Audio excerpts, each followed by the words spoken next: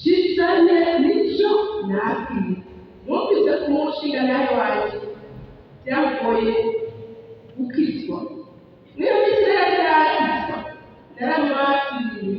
Chisane nicho yakoze murakoze cyane.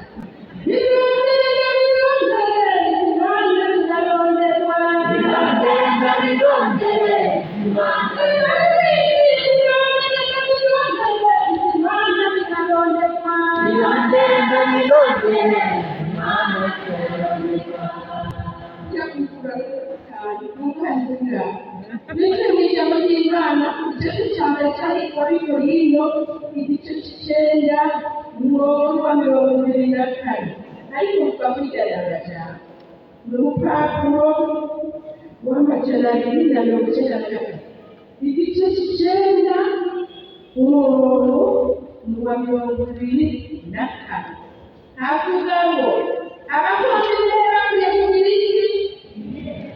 Abakozi bakwiye kugira iki? Ngo barabwire umukozi w'Imana Pawulo biragaragara ko yarangije umusirikare cyane. Ujya musirikare iyo ataba bafise umwete amafaranga y'igisirikare ubwenge aba yarenze. Arareka imbere ya shebuja hari ikintu kimubabaje akamukuba make mu maso nuko mundi agategera ngo amafaranga ayarishwa no kugira iki? Umwete wo kwihanganira amategeko y'igisirikare. Umenya ababwira kabiri umushinga nawe wanje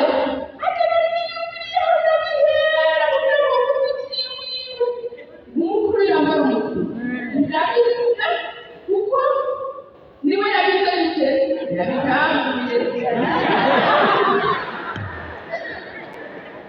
ndabwire ahasungana hagati nagira umwete nshitse mu rugo nagira ngo n'umukizwa nsanga n'umukizwa iwacu nahakuye impene intama ingurube mvuye gusenga nsanga yabikoresheje ifaranga rimwe niyantari abakozi bakwiye kugira iki?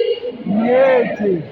Undi munsi umurima wa mbere icyo bintu ubu byaravuye turi n'imima ariko barahinga ariko bitwaye kuko we yari ku kazi kiwe kandi nawe ubwacu ubunyere bigoye biramugoye ndima ibiri y'ibijumbu nagize ngo gasenga ariko umunsi wa kane nsanga yayigurishije yose ntiyampaye nawe bakabwira abakozi bakubwira iki?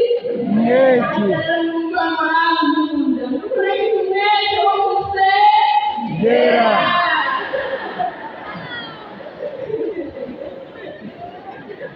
narageze iruhande y'umunsi ndafise uwo dusangiye abagabo akunda gusenga tugafashanya gusenga tukagenda iruhande y'umunsi hari ibintu natwe nari yintege cyane sinagira n'umupira ibi bikarira turira ahantu turiko turamusengera ngo kugira ngo akizwe abakozi bakwiye kugira iki? Abakozi bakwiye kugira iki? Pawulo rero hakintu yavuze muri uwo mwezi yavuze ku nsumi yageneye ngo ntiwanyuye waje nkawuhindura utagombye kumwicarira